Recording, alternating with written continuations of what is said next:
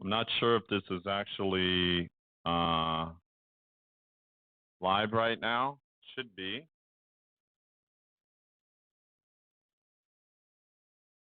I don't see anything coming from Rumble.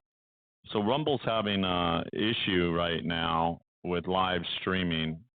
Um, it's coming in late, so we're not getting the full show. Um, so let me take a look and see if it is live streaming.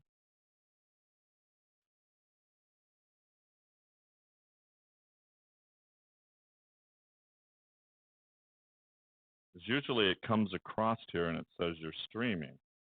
So I just want to make sure that everything is streaming live. Bear with me 1 second here.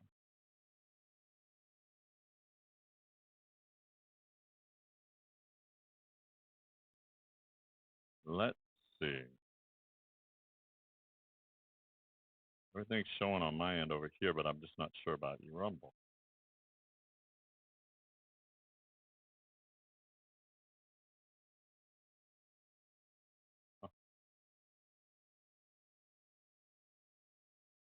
There we go. Now it looks like it's fully streaming. Hey, you've got me just by myself today, and Romeo down there. I don't know if you can see him. I don't think you can. But anyway, first of all, I want to, remember tomorrow's Valentine's Day. So those of you that haven't gotten your significant others yet something for Valentine's, you better hurry up. Listen, I want to discuss some things that, first of all, this weekend we've been hearing a lot about these UFOs and no identity yet of what they really are. Some people are saying they're extraterrestrial, others are saying they're not a balloon, they're objects, octagon shapes. I mean, they're making this thing to where people's imaginations, including mine, are far stretched. But anyway, I want to talk about something that's real and that I know is happening right now. And that is that the former Russian president and current Security Council chairman, Dmitry Medvedev, said that nuclear powers have lost major conflicts on which their fate depends. That's some strong words, very, very strong words. And he says the defeat of a nuclear power in a conventional war may trigger a nuclear war. And this is what he just stated on Telegram to actually dissuade NATO leaders meeting that's being held at Ramstein Air Base in Germany to actually discuss strategies and support for Ukraine. And he goes on, Medvedev goes on and just wanted to remind the West about the risk of their policies and their actions. And as soon as the conflict began, Russia threatened nuclear war against any country that would aid or aiding Ukraine. And the world dismissed the comments as propaganda and posturing. And Medvedev frequently makes these threats and these ominous statements. So it may be tempting to dismiss the remarks again as more Russian propaganda and psychological warfare. And quickly ignoring it may not be wise because there's a change in his tone now. He's got a new tone. And it's something that's very different this time. And what he's done is he's acknowledged that the surge of Western weapons to Ukrainian battlefields could lead to Russian defeat. And Russia believes that NATO is committed to Russian destruction, a claim the U.S. and the NATO deny. And the Kremlin considers billions of dollars of Western weapons and foreign fighters in Ukraine are undeniable evidence that Russia and NATO now are actively fighting a hot war, and NATO is committed to Russia's destruction. And Medvedev's comments actually convey all that.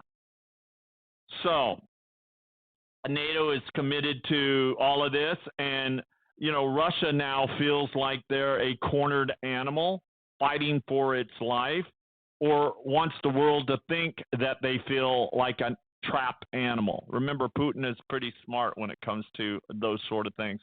And I've always said that it's like putting two pit bulls or two roosters, two cocks in a fight. Only one of them is going to walk out. The other one's not going to walk out. So either way, fear is now a variable, and the nuclear threat significantly more credible than a year ago, because the Russian mentality is that a world without Russia is not a world that should even exist. Wow. A world without Russia is not even a world that should exist. So what they're saying is that if they attack Russia, then the world as we are in it now should not even exist. And that's the problem with all these with all these nuclear weapons. So you're probably thinking, well, what does this have to do with precious metals? Well, life is filled with uncertainties and risk. And when you have governments decide that war and destruction are the only way to preserve life, then uncertainties grow. And nations don't know all their weakness and their vulnerabilities. And there's a book that's called The Art of War by Sun Tzu, and it says, so in war, the way is to avoid what is strong is, it says here, so in the war, the way is to avoid what is strong and strike at what is weak. And attacking the U.S. military head on as an opening move forward would be very foolish. Because if you place a pawn, if you take a pawn against the queen, well, that's not going to end very well for the pawn. However, a pawn against a queen with a rook, bishop, and knight reinforcing it is a different story altogether. So the U.S. military has the toughest men and women on the planet. And why would anyone want to mess with the U.S. military? Instead, the enemy wants to fight places the military is not. And the enemy tries to expose vulnerabilities so it can divide and conquer. And when those vulnerabilities, like supply lines, get attacked, commanders divide their resources to protect those vulnerabilities. And the more division of the focus to protect soft targets actually creates a higher likelihood of success against those hard targets. So our country's social political divisions are strikingly similar to the military strategy that I'm discussing. And the division is likely a deliberate act of sabotage, decades in the making, leading to the overthrow of Americans' international supremacy. Think about that for a minute. When I talk about sabotage, we just heard about that. In fact, the first word of our country's name is united. But now, we're not united, we're divided. But they attack what is weak. And the vulnerabilities and the uncertainties of war abound. For example, I'll give you an example. 2 days ago, a prize-winning investigative journalist, Seymour Hersh, detailed how the U.S. divers were responsible for bombing the Nord Stream pipeline. I'm sure you're hearing about it in the news somewhere, somehow, because that's a lot of big news that's going on. But they're trying to keep that quiet, I think, with all this other commotion that's going on in the air and everything. And remember, this was back in September when the Nord Stream pipeline was blown up in the U.S. And you got to remember, Biden had already stuck his foot in his mouth when he had mentioned that the United States, or that he could have something to do with that. Well, Russia has now vowed retaliation against the United States because Russia believes that the report should be on the basis now of an international investigation, bringing Biden and his accomplice to justice. In fact, they're demanding that there be an immediate investigation on this. So what does the retaliation look like? Are they planning to cut our internet cables under the ocean? Could be done.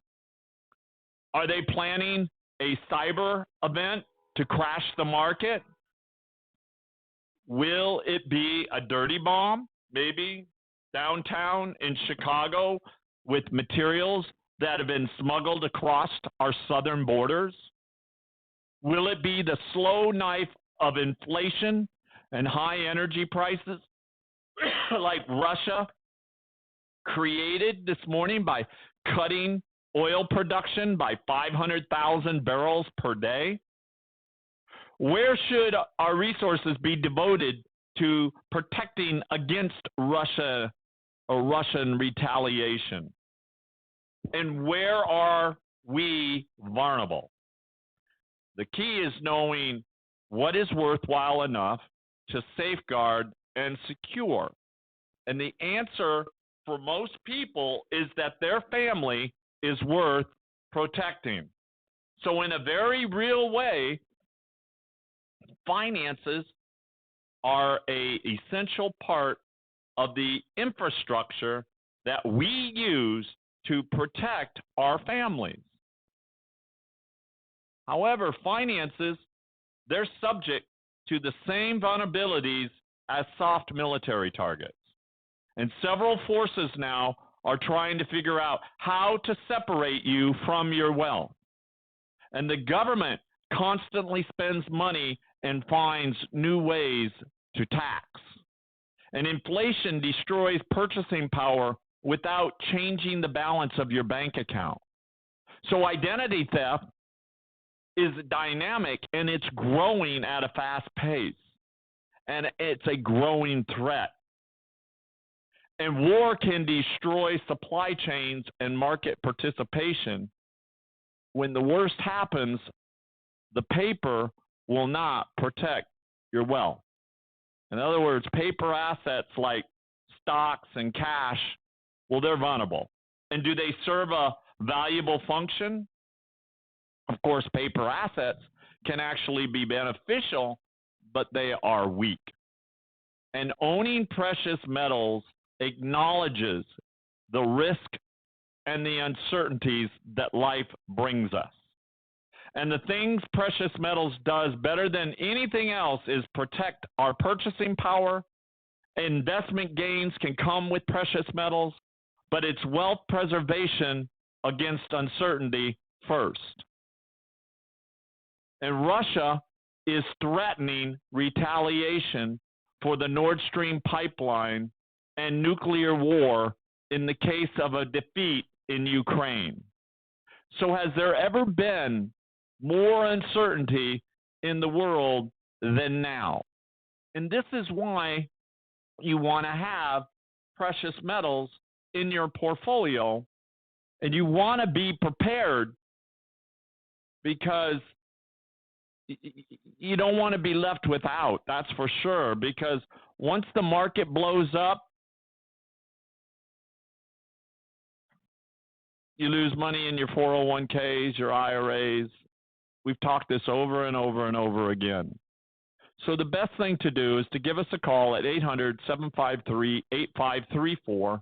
Again, it's 800-753-8534 or 323-380-5485.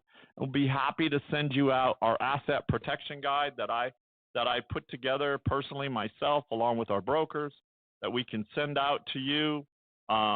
You know, all I can keep saying over and over and over is be prepared, because, you know, we don't use precious metals as a get-rich-quick scheme. No, it's actually a defensive measure so that you can protect yourself when everything else goes down. All right. Well, I hope you got something out of this. If you like it, rumble it or like it on YouTube. We'll be back tomorrow. I'll have Rob with me.